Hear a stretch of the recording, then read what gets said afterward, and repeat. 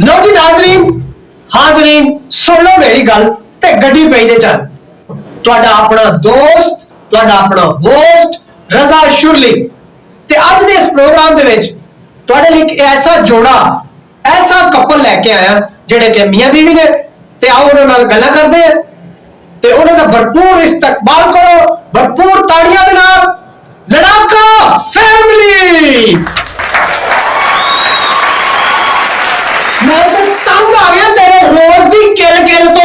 क्यों तंग आ गया मेरी किल किल को? मैं तेरे मथे च किल ठोक दिता। मैं तो पछताउन ने तेरे नाल ब्याह करके। मैं ते बड़ी सुख दे झूठे लैन गई हां, है ना? मेरा ते नसीब सड़ गए। बहुत अच्छे ते तैनू किने दिया सी नसीब चूल्हे ते रख हुण किते मेरा मुकद्दर भी साड़ ना देई। ਇਹਦਾ ਪਿਓ ਕਹਿੰਦਾ ਸੀ ਮੇਰੀ ਧੀ ਚੰਨ ਦਾ ਟੋਟਾ ਹੈ ਚੰਨ ਦਾ ਟੋਟਾ ਘਰ ਆ ਕੇ ਘੁੱਟ ਚੁੱਕੀ ਪਿੱਛੋਂ ਬਾਸਪਤੀ ਦਾ ਟੋਟਾ ਨਿਕਲਿਆ। ਇਹਦੀ ਮਾਂ ਕਹਿੰਦੀ ਸੀ ਪੁੱਤ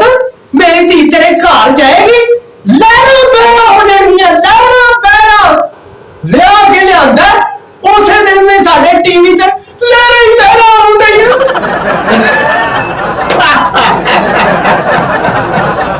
तेरा भरा कहना सी भाई साडी भैन नूं लै जाओ तुहाडे घर चानण हो जाएगा चानण जे इस दिन दा इहनूं घर विआह के लिआंदा साडा मीटर ही कटिया गया।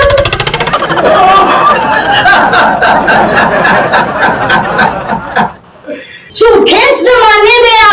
ते झूठे खानदान दिया तेरा भी प्यो कहना सी मेरा पुੱਤ ਲੋਹੇ ਦਾ ਕਾਰੋਬਾਰ ਕਰਦਾ ਲੋਹੇ ਦਾ ਬਾਅਦ ਚ ਪਤਾ ਚੱਲਿਆ ਘੋੜੇ ਨੂੰ ਖੁਰੀਆਂ ਲਾਂਦਾ ਸੀ।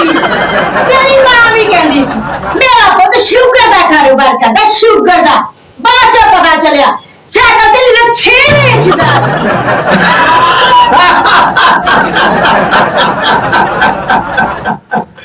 ਤੇਰਾ ਭਰਾ ਕਹਿੰਦਾ ਸੀ ਮੇਰਾ ਭਰਾ ਕੱਪੜੇ ਦਾ ਕਾਰੋਬਾਰ ਕਰਦਾ ਕੱਪੜੇ ਦਾ ਬਾਅਦ ਚ ਪਤਾ ਚੱਲਿਆ ਨਹਿਰ ਤੇ ਕੱਛੇ ਵੇਚਦਾ ਸੀ। ਬਹੁਤ ਅੱਛੇ ਸਿਆਣੇ ਕਹਿੰਦੇ ਨੇ ਮੀਆਂ ਬੀਵੀ ਦੋ ਗੱਡੀ ਦਾ ਪਹੀਆ ਹੁੰਦੇ ਨੇ ਆ ਪਹੀਆ ਦੇਖ ਲਓ ਇੱਕ ਸਾਈਕਲ ਦਾ ਤੇ ਇੱਕ ਟਰੈਕਟਰ ਦਾ। ਇਹਨਾਂ ਦੇ ਘਰ ਬਰਾਤ ਲੈ ਕੇ ਗਿਆ ਸਵੇਰ 9 ਵਜੇ ਇਹਨਾਂ ਦੇ ਘਰ ਬਰਾਤ ਲੈ ਕੇ ਸ਼ਾਮੀ 9 ਵਜੇ ਤੱਕ ਭੁੱਖੇ ਹੀ ਰਹੇ। ਸ਼ਾਮੀ 9 ਵਜੇ ਦੇ ਪਿਓ ਨੇ ਆਵਾਜ਼ ਮਾਰੀ ਚਾਰ ਹੋ ਜਾਓ मैं कह जी रोटी खा गई कहते रोटी लेंदा चार जने हो गए तो ताश खेलो। बहुत अच्छे ਇਹਦਾ ਪਿਓ ਮੈਨੂੰ ਕਹਿੰਦਾ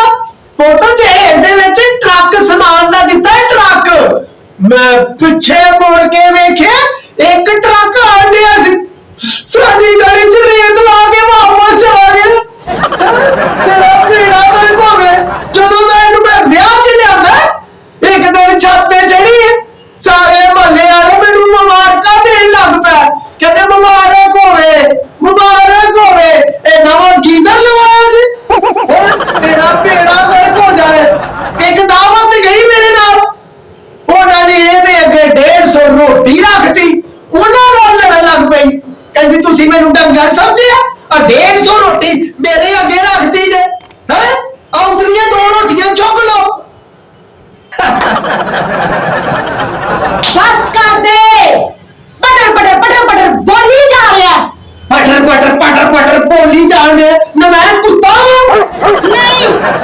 पर अल्लाह का वास्ता ही भोंकना बंद कर।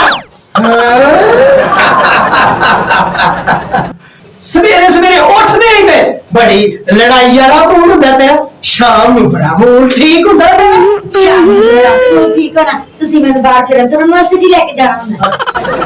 बस कर दे हर वेले दी केली पाई रखनी है। मैं किल पानी आ किल तो ਤੁਸੀਂ ਪਾਉਂਦੇ ਹੋ ਜਿਹੜੀ ਜਾਨ ਹੀ ਨਹੀਂ ਛੱਡਦੇ ਕਿਲ ਦੀ। अच्छा ते मैं ये कहन दिया भी कुड़ी जवान हो गई है ओदे हाथ नीले कर दईए ना ये किल ਹੱਥ ਪੀਲੇ ਕਰ ਦਈਏ ਨਾ ਮੈਂ ਉਹਦੇ ਹੱਥਾਂ ਤੇ ਹਲਦੀ ਮਾਰਦੇ ਆ ਬਹੁਤ ਅੱਛੇ ਹਲਦੀ ਮਲਦੇ ਆ ਵੀ ਮਤਲਬ ਕਿਹੜੀ ਜ਼ਰੂਰਤ ਸੀ ਜਦੋਂ ਆਪਣਾ ਧੀ ਰਾਣੀ ਮੇਰੇ ਮਤਲਬ ਕਿ ਉਹਨੇ ਮੈਟ੍ਰਿਕ ਜੋ ਕਰ ਲਈ ਸੀ ਮਾਰੀਆ ਧੀ ਨੂੰ ਤੇ ਮੈਟ੍ਰਿਕ ਤੋਂ ਬਾਅਦ ਕਾਲਜ ਚ ਦਾਖਲਾ ਲੈ ਕੇ ਦੇਣ ਦੀ ਭਲਾ ਕਿਹੜੀ ਜ਼ਰੂਰਤ ਸੀ ਮੈਟ੍ਰਿਕ ਤੋਂ ਬਾਅਦ ਉਹਨੂੰ ਮੈਂ ਕਾਲਜ 'ਚ ਦਾਖਲਾ ਲੈ ਕੇ ਦੇਣਾ ਸੀ ਹੋਰ ਮੈਂ ਨਰਸਰੀ 'ਚ ਲੈ ਦਿੰਦੀ ਮੈਂ ਚਾਹਨੀ ਆ ਕਿ ਮਾਰੀਆ ਦੀ ਪੜ੍ਹ ਲਿਖ ਕੇ ਆਲਾ ਤਲੀਮ ਹਾਸਲ ਕਰ ਲਵੇ ਅੱਛਾ ਆਲਾ ਤਾਲੀਮ ਹਾਸਲ ਕਰ ਲਵੇ ਅੱਗੇ ਦੌੜ ਤੇ ਪਿੱਛੇ ਚੌੜ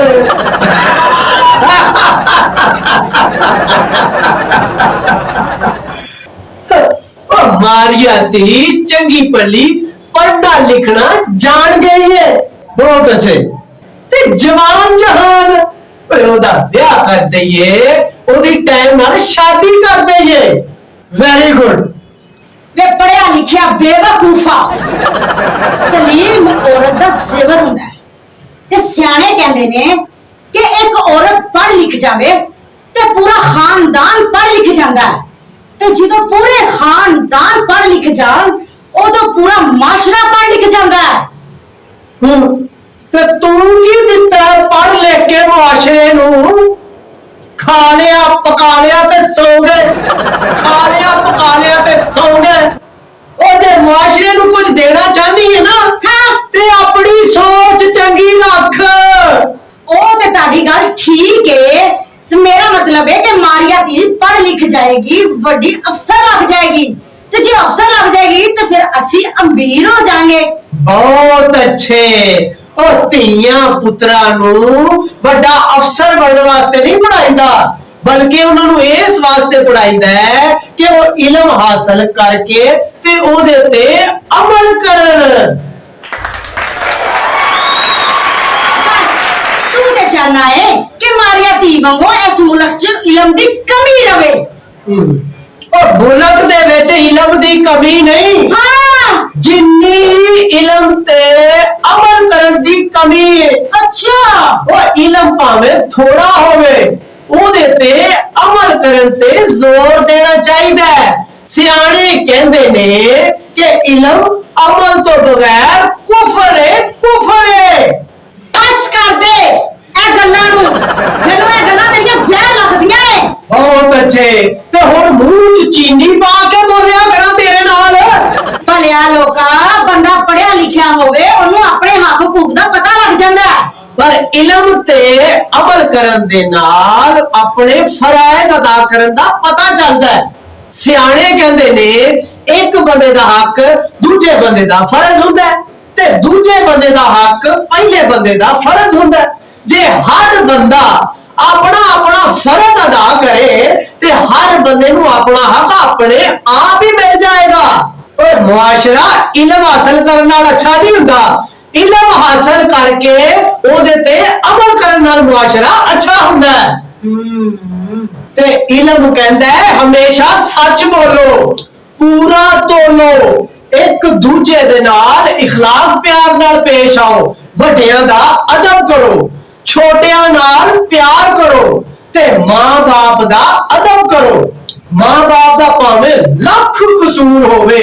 ਉਹਨਾਂ ਨੂੰ ਉਫ ਤੱਕ ਨਾ ਕਹੋ ਕਿਉਂਕਿ ਕੋਈ ਵੀ ਮਾਂ-ਪਿਓ ਆਪਣੀ ਔਲਾਦ ਦਾ ਬੁਰਾ ਨਹੀਂ ਸੋਚਦਾ